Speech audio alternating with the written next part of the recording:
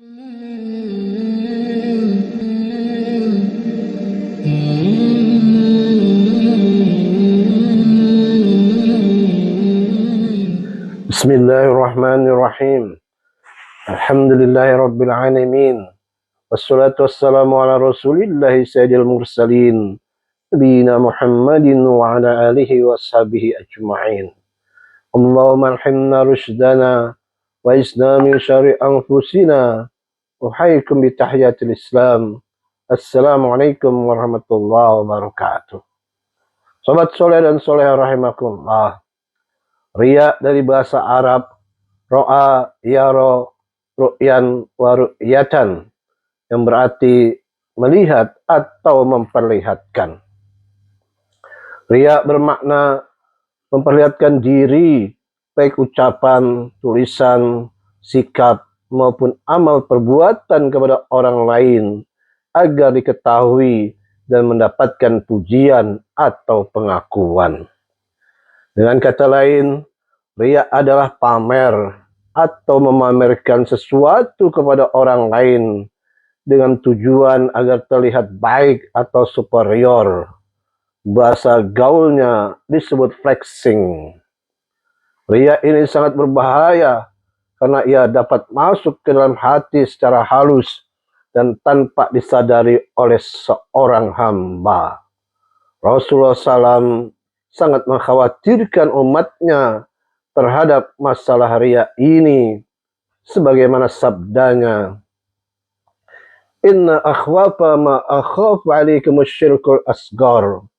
Qalu ya Rasulullah, wa masyirkul asgar? Qala ar-riya. Sesungguhnya yang paling kutakutkan atas kalian ialah syirik kecil. Mereka bertanya, apakah syirik kecil itu, wahai Rasulullah? Jawab beliau, riya. Hadis riwayat Ahmad. Sobat soleh dan soleha rahimakumullah, riya disebut oleh Rasulullah SAW juga sebagai syirik khafi atau syirik yang tersembunyi, sebagaimana sabdanya dari Abu Sa'id Al-Khudri radhiyallahu anhu. Ala akhbirukum bima huwa akhwafu alaikum indi minal masih dajjal. Qala kulna bala. Faqala asyirkul khafiyu ayyakum ar-rajulu yusalli wa yuzayyinu salatahu lima yara min nadhari rajulin.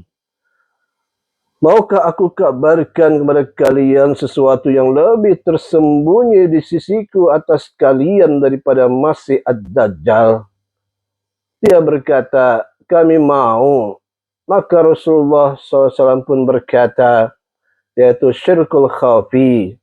Seseorang sholat, lalu ia menghiasi atau memperindah sholatnya karena ada orang yang memperhatikan sholatnya. Hadis riwayat Ibnu Majah.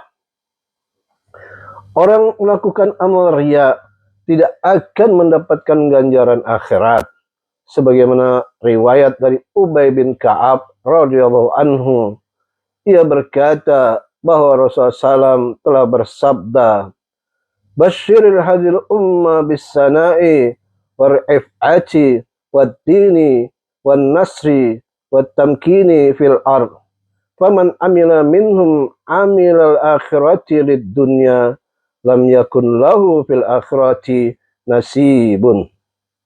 Sampaikanlah kabar gembira kepada umat ini dengan keluhuran, kedudukan yang tinggi atau keunggulan, ad-din, pertolongan, dan kekuasaan di muka bumi. Maka barang siapa di antara mereka melakukan amal akhirat untuk dunia, maka dia tidak akan mendapatkan bagian akhirat. Hadis riwayat Ahmad. Sobat soleh dan soleha rahimakumullah, di akhirat orang yang suka pamer dan riya akan mengalami kerugian, tidak mendapatkan pahala, saat mana Allah memberikan balasan pahala kepada para hambanya yang ikhlas. Dari Mahmud bin Labib radhiyallahu anhu bahwa Rasulullah SAW telah bersabda, Yaqulullahu azza wa jalla lahum yawmal qiyamati ija juziyan nasu bi'amalihim idhabu ila alladhina kuntum tura'una fid dunya fanduru hal tajiduna indahum jazaa'a. Allah Ta'ala berkata pada mereka yang berbuat riya pada hari kiamat, ketika manusia mendapatkan balasan atas amalan mereka, pergilah kalian pada orang yang kalian tujukan perbuatan riya di dunia. Lalu lihatlah apakah kalian mendapatkan balasan dari mereka.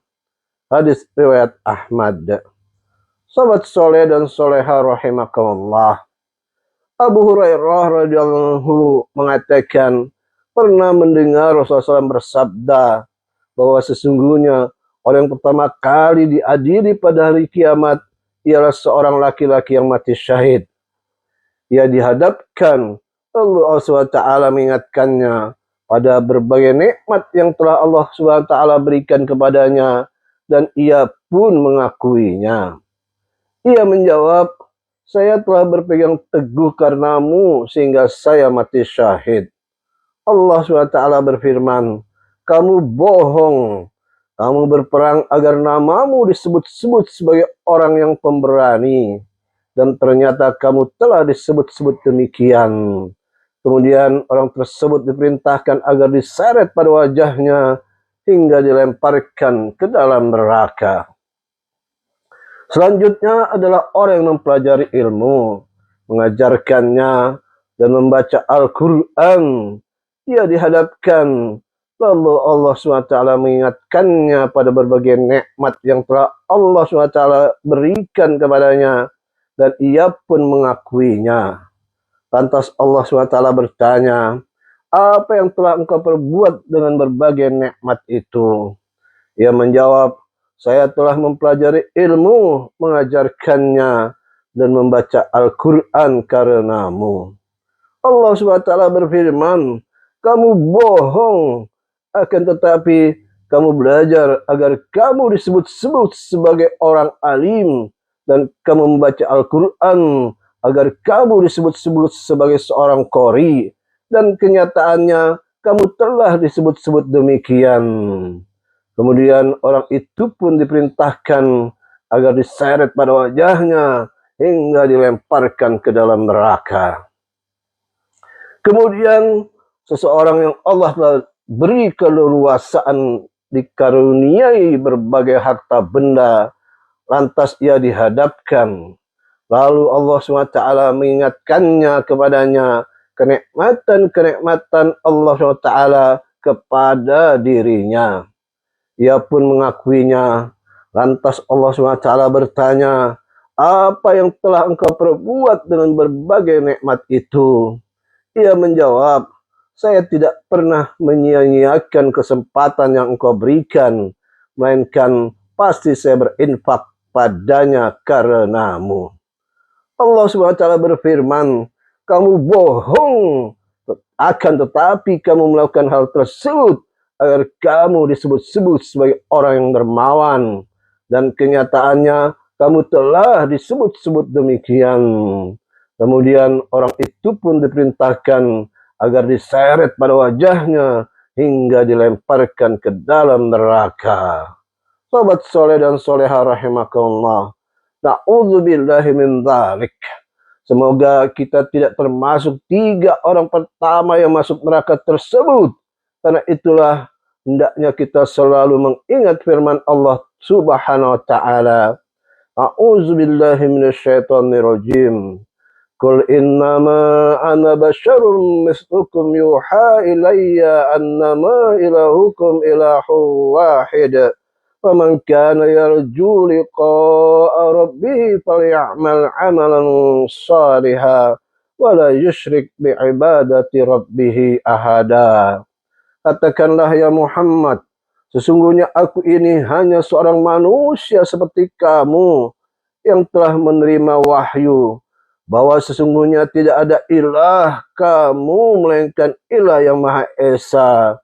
Maka barang siapa yang mengharap pertemuan dengan Rabb-nya, maka hendaklah dia mengerjakan kebajikan, dan janganlah dia mempersekutukan dengan suatu pun dalam beribadah kepada Rabbnya itu.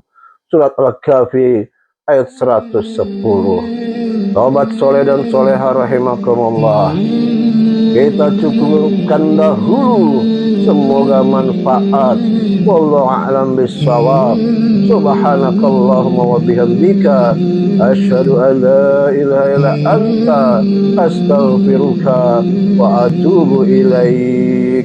Assalamualaikum warahmatullahi wabarakatuh.